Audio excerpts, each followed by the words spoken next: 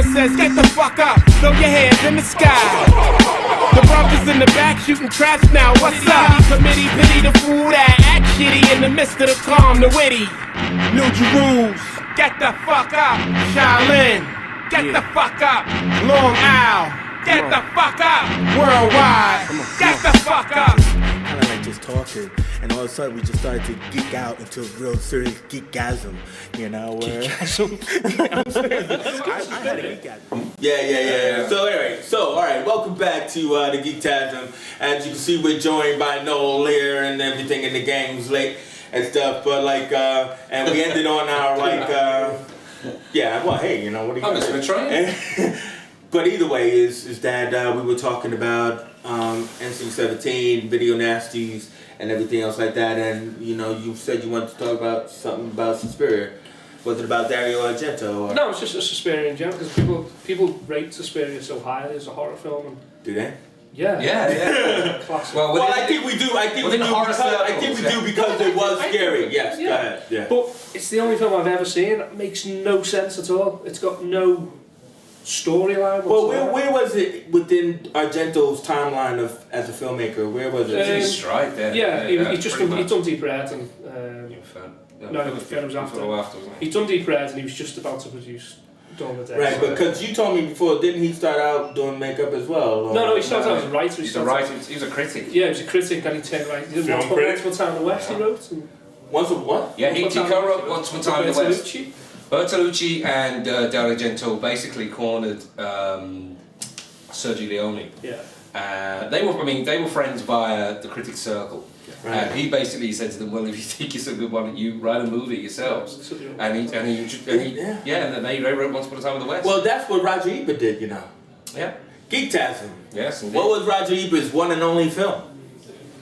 Beneath the Valley of the Ultra Vixens. No, but he wrote that with Russ Meyer. Okay. What was his other? Welcome to part 3. His other film was Beyond the Valley of the Dolls. Do you know that? Yes. Both Russ Meyer movies. Russ Meyer said, "Hey, look, I can't write worth a lick, and you know." If you're one of America's top film critics, and then you go and work with Russ Meyer. He wasn't a top film critic at the time. He only worked for the Sun Times at that time. Right. But like, what it was that he had a love of all kind of geek films. Did he give it a thumbs up? A thumb up someone's bum, probably. But anyway, hey, look, man. You know this is cable. But either way, and this film. Either way is.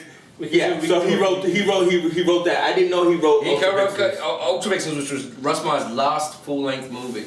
All right. Yeah, he kept on. He had this magnum opus that he was planning for years and years. He never got around to it, and he died. Well, you gotta. Yeah, but you also have to say, if you're gonna say what was it called Beyond the Valley.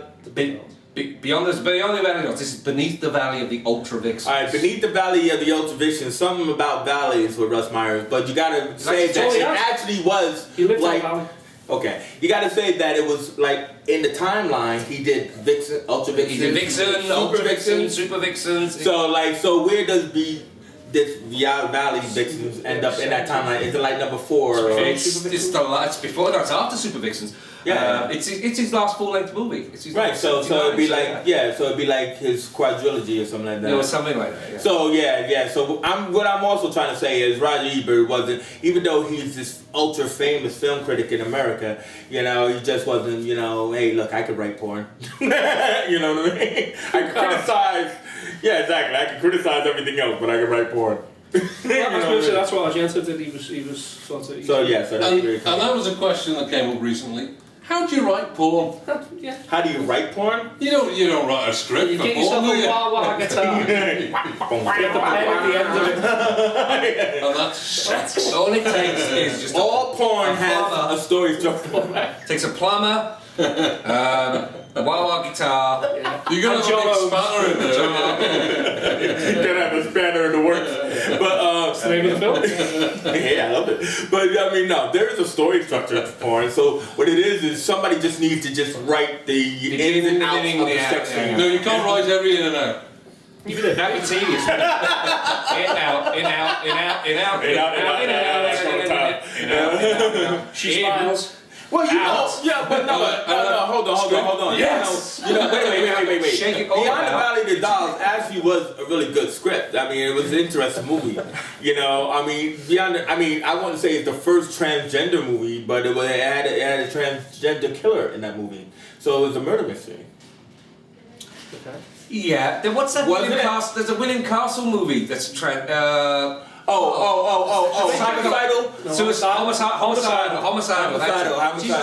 Because that's a transgender character as well. Dress to Kill?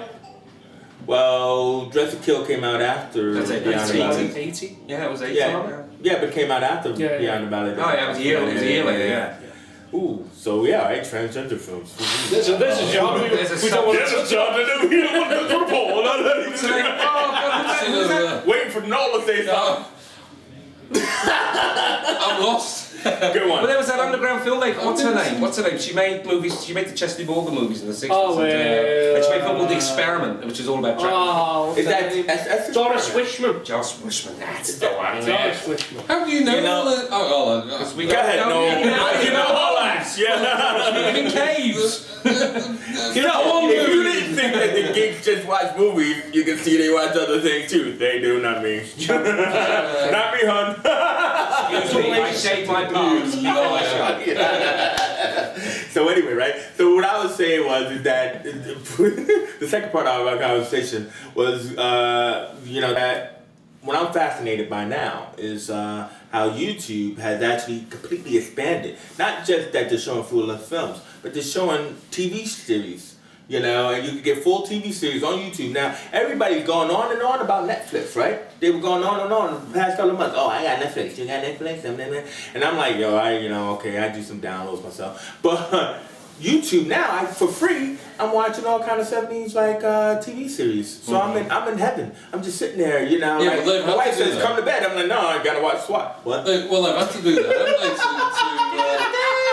they? They've got to compete with all the other. No, I know. But that's what I'm just trying to say. What's great is it's free. Is the fact that you could get full length TV. Like for example, is for a download person. I think I can say that without going to jail.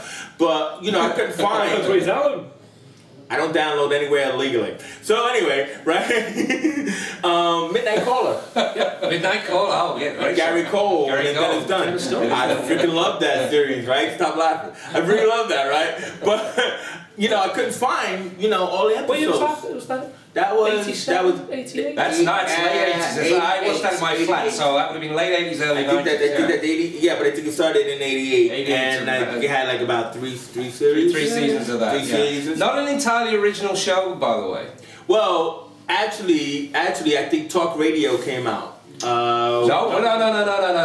I'm going further back than that, and this is for the benefit of our UK viewers over a certain age. If I just mention the words Eddie Shoestring, then you'll know exactly who I'm talking about. Eddie Shoestring? Eddie Shoestring. And he's from the UK, he don't know. That's a man in denial, folks.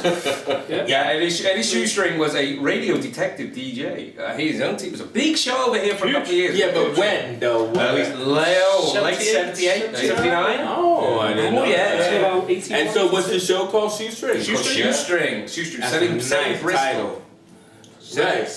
Trevor Eve. He went to the US. Trevor Eve from Waking the Dead. Yeah. Well, what was that other show? The best one yet? Sapphire and Steel. No, that's David McCallum. David McCallum. The man who will not age. Okay, right. Wait, Trevor Eve did something because he was He did the Ghost Hunters show in the States. Yeah. That was Trevor Eve in Ghost Hunters. It was some type of Ghost Hunters. I don't think it was called Ghost Hunters. Yes, he was. He was Jonathan Harker. He was Jonathan Harker in what? Frank Langella's Dracula. Yeah, okay, but no, he did a series with another guy. It was like one of those, duet things, wasn't it? Trevor Eve. Well, I don't remember. Alright, sorry, I thought he did. I'll put it up on the screen. Recently he's had a few different... Well, recently he's done Waking the Dead. But I mean, I think he went to America. I think he did a show or one of his show of his play. Like Dempsey and Makepeace. I think he did something like that, like where we got that English guy. Mismatched cops put together. Yeah, well, hey, it works. You can't deny it. Just like I put on the Avengers, with the new Avengers with Joanna Lumley as Purdy. Gareth Hunt, TV tough guy or Cockney rhyme and slang. Make your mind up. Anyway, so favorite '70s TV shows is what I'm saying that we should talk about. You know, because like you know, I mean, we know that the man who ruled the '70s was. This is a Quinn Martin production. Indeed. You know, and I mean, you can't get anything. I thought that was Herder's Adventures of Tintin. Mr. Spelling might have something to say about that. Aaron Spelling was nighttime soap opera with Dynasty and that was later though. Dallas. Yeah, okay, but that was him working with Leonard Goldberg, wasn't it? Yeah. But that was him working with Leonard Goldberg, wasn't it? Yep. Goldberg. So we're talking. When you say Spelling, I'm gonna think you about. say Spelling, I say Spelling. I'll say Spawn. But like, what I'm trying to say is Quinn Martin, that duo. Yeah. Because it was a duo, it wasn't one person.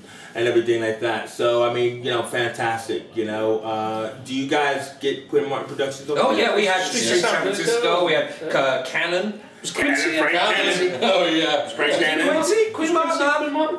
Quincy? No, Quincy should have been Quinn Martin because he did the music for a lot of those shows. But I don't actually know who Quinn and who Martin is. I always hated Quincy. Because if I was a copper, this mythology kept turning up. Every time someone died, I'd say to him, just do your own job. Mate, get back on your boat. And by the way, how are you affording that boat? And how old is she? Because he's a doctor. Because she's about 20, and you're 20, and you're like, well, I'm 91.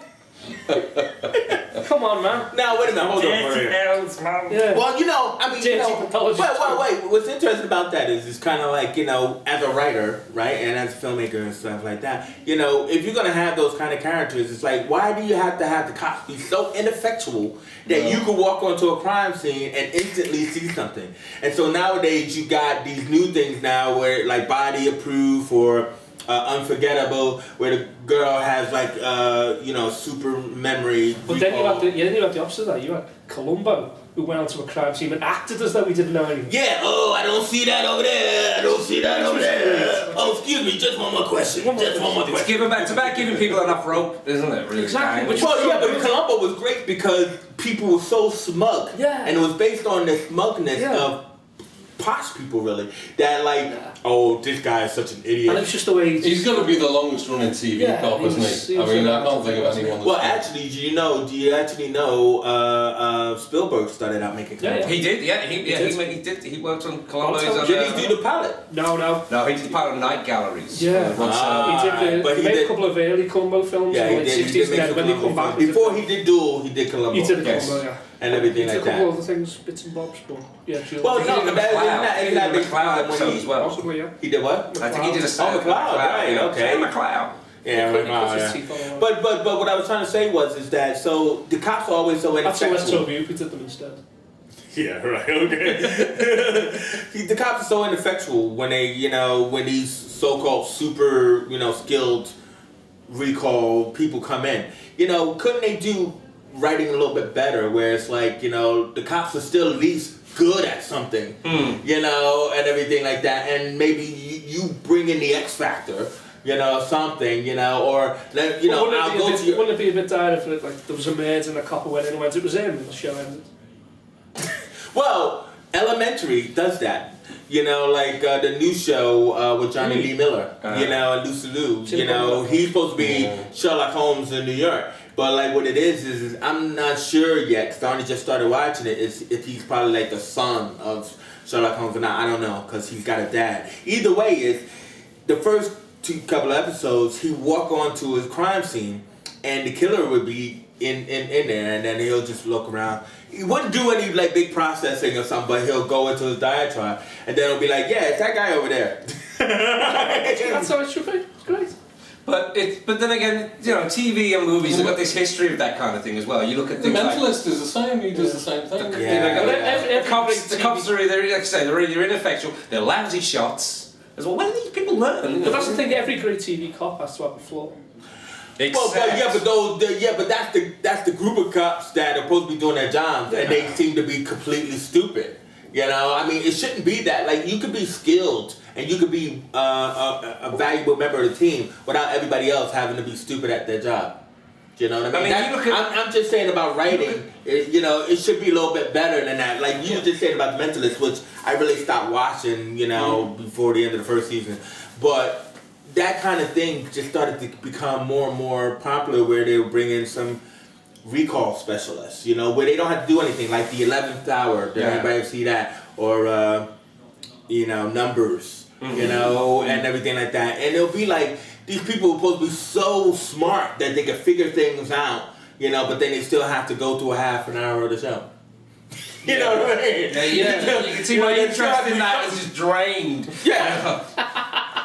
Yeah, but I would rather see police process. I know TV shows are only like 43 minutes long. But there's nothing worse than watching something go, I know exactly where this is going to go. Yeah. Predictability. And I think there is what is good about people have gone into where there's a super cop, and then there's these they're guys the cops who are waiting for the super cop to tell them what to do. And I'd rather see something that was a little bit more Machiavellian, or something, a bit of realism in there, all them working against each other a bit more. But the thing is, I know Cagney and Lacey was so popular because they were late. It was about their personal lives as well. And people were it's like Hill Street Blues was the same. It was about not just the cops. Hill Street Blues is the greatest cop show. It's just about what was going on in people's lives, and that's but see, that's a growth factor, because let's look at that. Like the lady cop, for example, Cagney and Lacey was the tour de force, but then before them you had Angie Dickinson, the policewoman. Yeah. And then before her you had Honey West. Yeah. Which was like the first, not just the first policewoman, but lead female character of her own show, and that was like in the 60s, I think it was.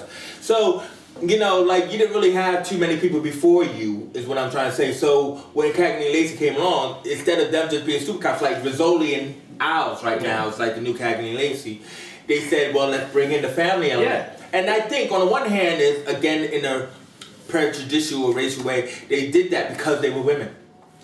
You know what I mean? Because if I remember right, Lacey had a family and Cagney didn't, right? That's right. Yeah. Right, and Cagney also kind of was like a latent. I also think it helped. It helped the writers because they didn't have to do so much story on a crime.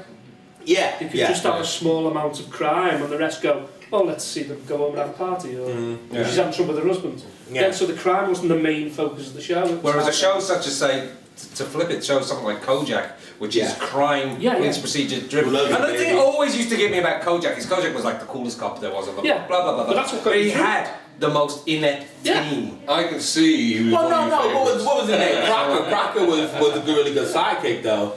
You know what I mean? Yeah, but the team itself. Because Crocker seemed like he was more the leg man, wasn't he? He was more like the action guy, because you weren't going to see Telly run. You know what I mean? You weren't going to see Telly. Nobody wanted to see that hat fly over there. It was about Telly Savalas. It was nothing else. It was, you didn't care what the story was. It was about seeing him on the show, and you go, wow, this guy's cool. As Murph just said, he'd get you through 45 minutes of cool. Whereas Private Eye shows tended to have a bit more to them. You saw a little bit more behind the curtain, so to speak, about their lives or whatever. Even back then, shows like Banachek and obviously the Rocket Files, and the coolest one of all for me was Dan Tanner in Vegas. Dan Tanner in Vegas. He was just a man and a half. Yeah, he was. Robert Urich, because he was also riding off the anyone who lives in a fire station, it's got to be cool. I asked a question because he drove his car into the fire station. He drove into the living area. And he drove out like the back. He drove it out like the back cave because it was also convertible. So that's really good. $58. If you think about it, you know what I mean. So that takes up 10 minutes of the show. But he was 35 minutes to win. Well, wait a minute. No, true. But then also too is that like if you think about it, is like what detectives is that it began with like the old detective. So it began with like the kind of like the wise old guy, like Barnaby Jones, Dragnet as well. Well, Dragnet was still cops. Jack Friday and everything, and it was about police procedure and it was based on real police files. Yeah. But what I mean is that so we watched the old guys for a minute, and then they realized that it's kind of unbelievable. This old guy is going to go up against like young guys. So then they had to bring in the sidekicks, and that's where you got Streets of San Francisco. With Michael Douglas, you got and then they went backwards with Cannon. Well, no, Cannon came first, and that was the problem. Well, what I was going to say, Cannon came first. What happened was Cannon actually introduced Barnaby Jones, which was kind of funny. But I was looking at that, and I'm like, Cannon's like all big, and he was up at the top of a bridge. Barnaby Jones is facing off with these blackmailers by himself, so this old guy with a little gun. And by the time Barnaby Jones settles it, Cannon had to take like about 5 minutes to get from the top of the bridge down, and he comes up going, I got him, Barnaby. Right? But anyway, who played Cannon? William Conrad. William Conrad, but then he ended up getting a young guy with Jake and the Fat Man. Jake and the Fat Man. You know what I mean? So it still goes into the Batman and Robin. Going back to the story and all them, Miami Vice. Fucking cool, Miami Vice. Yeah, but that was the only thing that was right with Miami Vice, is that it was cool because the majority of the time was just going to the 45 minutes of a show again. 20 minutes of Miami Vice was a music video. Yes, that's right. Because it was the a driving scene or a chase scene with the latest whatever playing in the background. Wait a minute, hold on. Wait. Well, you should love this. Hans Zimmer.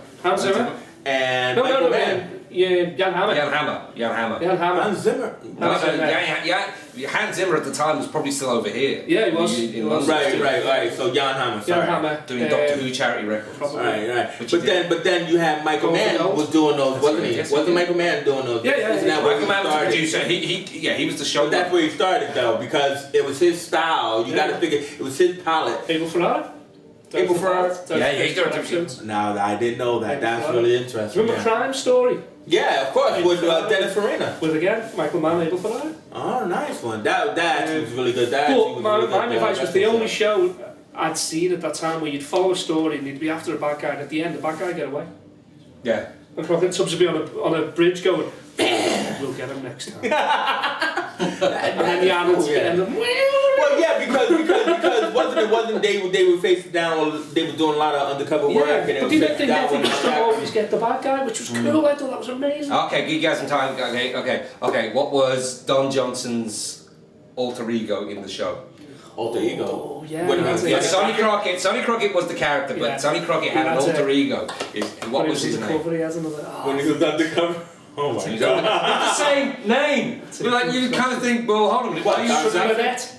Sonny Burnett. Sonny Burnett. Yes.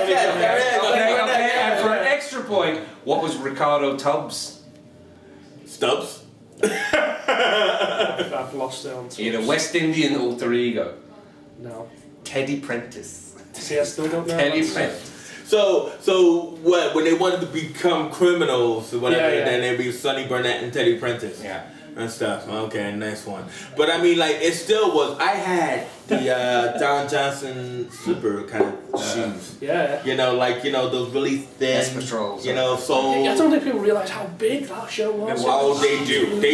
Because it was a product of the 80s. Yeah. It was the rise of that beat generation where everything was all lush and circumstance, or pomp and circumstance, whatever you want to call it. So I mean, Miami Vice just like brought the 80s in with thunder. Because if you think about it, Street Hawk, Viper, Night Ride, all of that came from that, with that glitz and tropical heat that you always talking about. That nobody wants to see. But it was a mile away from any police or detective stuff, right? Yeah. Well, just like Colin said about it was also edgier for mainstream US cop show. It was decidedly edgy. It kind of jumped a gear in terms of things such as violence or whatever. People got shot actually properly. Bullets in the head and shit. But also say for the final season in 1990, I distinctly remember this. I was working at a youth club at the time, and they moved the final season's night. They used to show over here on a Saturday night, but for the final season it was on a Monday night, and it used to start at 10 o'clock. And my youth club I worked at, it closed at 10 o'clock, so I ended up on Mondays, I used to shove the clocks forward, and we'd finish at around 10:45, 10:02, which gives me enough time to rush home to watch my... That is bad and criminal. You can find Merv at. I denied people social education just so I could watch. Just so you can watch my Still not as bad as But it was an education in itself. Yeah, still not as bad as downloading, which I don't actually do. I just use the word downloading. You don't download. You stream them. There you go. I stream them. I don't download them. That's right. Who said download? You trying to get me in trouble. Which is equally illegal. No, it's not if you got Netflix. And now I got YouTube, so I don't have to do that anymore. What? Miami Vice was something else. That was just it was a big music as well. Music took a lot of the. Well, yeah. Music was a big major focus. I mean, what other like shows like Miami Vice was on though? I mean, it was. Hunter. Fred Dry. It works for me. Yeah, Great it works for series. me, yeah, He was yeah. just Clint Eastwood, wasn't he? Without being Clint Eastwood. Just. I mean, Well, he tried to play Clint Eastwood, didn't he? it was dire. It was Fred Dyer was dire. Yeah. It was dire. was But he dire. did a movie though, didn't he? He did a military thing. Yeah. This is the guy who was hailed as the next He was the next Clint Clint, He was supposed to And be he the next wasn't. Clint. Well, I think what He has a long way to go. Well, wait. GeekTasm. What ruined Hunter was another show that came out at the same time that was more of a piss take. Sledgehammer. There you go. Sledgehammer. Oh, I love this man. There you go. Sledgehammer. Now, who didn't love Sledgehammer? Great. You know what I mean? But I mean, I the think guy who created it. Oh god, it's purely coincidentally. I was watching the extras on my Young Frankenstein Blu-ray, and the guy who created As you would. Sledgehammer sneaked onto the set of Young Frankenstein when he was about 14 Well, right. and whatnot. And it was Marty Feldman and said, if you like comedy so much, you need to start writing. yeah. So by strange forces, the comic There's forces a out there. GeekTasm for you. Oh, here we go. Who did the theme to Sledgehammer? And what was it based on? Nah, I was hoping he wasn't gonna do that because I had the box set, not the Donna. It's just you and me now. The music, the bass line was like. No, you got me. Danny Elfman. Was His first theme, yeah. Danny Elfman? Danny Elfman's first theme. It was based on Magnum Force, which I know you know. Oh, the Magnum Force is still up, folks. I know you love- Magnum Force, my all-time favourite film theme. Get the words out. It's my favourite. It's the best Dirty Harry film. Oh! I think so. It's That on Dirty par. Harry On film. par with the first I one. think it's got so much going for Well, it. it's on par because it was the second one. Yeah. You know, But I Robocop actually, 2 isn't on par with Robocop 1. no, okay. But I actually like. You know what? You know we have a rule, don't we, about sort of second versions of films. They're never as good. I They're think never as good because they either go bigger or lower. I think Magnum Force well stands up to Dirty Harry. Oh, Yeah. yes, it does. But also what I was going gonna say is the Dirty Harry series is fantastic because the third one is good, The Enforcer. Enforcer's not as good as the first. I don't think Enforcer. Some impact's quite good. Nice on impact. Reason why I like the Enforcer because like he started this trend. Timed Alien. Yeah, that's what I was Alien, gonna say. of course, He yeah. started this trend where his partners all were getting killed, and so he always had to have a diversity partner, that he didn't like, of course, and so she was the woman, So he had Renee Santiago, was it? Renee Santiago. Here's the first one. Felton Perry played the second one. Evan Kim played Deadpool, Al Evan Popwell. Kim is in one of the funniest Oh, things ever. Caveman. Caveman or Fistful of the End? Fistfully, yeah. Alright, It's just yeah, that's Is it true. Caveman? Yeah, it's in Caveman. Caveman with Ringo. Yeah. But Fistful of the End in Kentucky Fried Movie. And awesome. I mean, I remember doing as an actor or whatever. I remember. No, do you doing remember like any of these films? No. No, I'm just getting here. relegated. No, it's there. But You've never like, seen Kentucky Fried Movie? No. you have Never seen it. No. There's certain films that don't, they don't appeal. John Anderson. Big Dick Black. It's to do with food. Big Dick I Black. can't, Big Dick Black and Cleopatra Schwartz, which is. John Landis played it about 1918. It was written by the Zucker brothers. The Zucker Brothers. That was their first movie before Airplane. Extra stuff by Robert T. West. Yeah, well, Police Squad as well. Yes. Police Squad. But they all ganged up again to write another movie called Amazon Women on the Moon, which I think is as good because it has the single greatest character Yeah, but I ever. mean, Which Russ Meyer. Russ Meyer turns up at the end with Mark McClure, that's right. Yeah. Although, so Amazon Women on the Moon does give the world Don No Soul Simmons, which is Stunning. possibly the Don greatest No Soul character, Simmons. possibly the funniest character of all time. Is that played by the black guy? That's What's played his by name? David Allen Greer. David Allen Greer. He was in loads of stuff. He now. was. But was it- It was a regular in living colour. Yeah. Was it Michael, the guy with the voices? No, he's not. No. I went to see him. Michael Winslow. Yeah, Michael It's one of the Winslow. strangest shows I've ever been to. Does a good Hendrix. He He does Rick James as well. Some fella got up to go to the toilet and he did all the sound effects of the fella going to the loo. In time. I think I saw I that. just went, saw, well, like, complete side note. I saw, oh God, who was it? I can't remember. You know what? He came to Liverpool, you know. He did a show in Liverpool at the That's what I want to Philharmonic. say, that's why Alright. We'll see with the I think Philharmonic. I was there. And a guy goes to go to the loo, and he's just left it. I think I was there. We were the... Shut the door and you said, I saw a comic once when someone did go to the bathroom. He basically said as soon as they left, went, shh, shh, shh, shh. When he comes back, I want utter silence in the room. And he put the spotlight on him, and he just followed him all the way down. And everyone just sat there, and the comic just stopped his act, and he sat down, and he just went, "Was it good?" Oh no, man. Well, anyway, so that brings us to when we get to toilet humor and scatological. I mean, you know, especially talking about TV shows. Yeah, when are we going to do the Sumsies? You would expect Archie Bunker, like Noel here, to like say I gotta go up and use the toilet. But either way, it's really good to welcome the boy back. I don't know why we gave Noel any special privileges for being here. No, But who invited me? Whose fault was this? come here, next time you just sit Noel in the middle and he can run the show. He can be front. yeah, but he can't even ask a question. What the fuck are you going on about? That's what I just said. He can't even answer. Anyway.